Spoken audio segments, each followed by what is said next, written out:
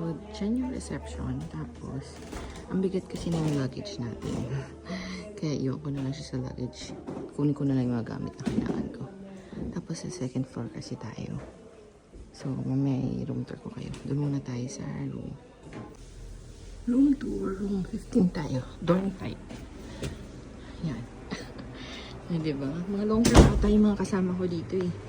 Kasi yan, merong cabinet naman.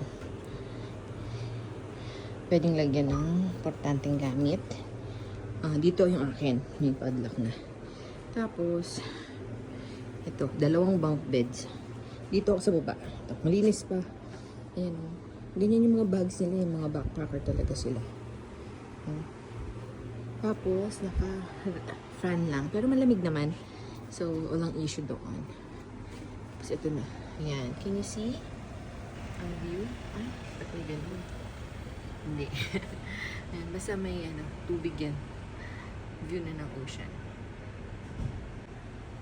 So, yun lang. So, dito to sa youth hostel sa may Newcastle Beach.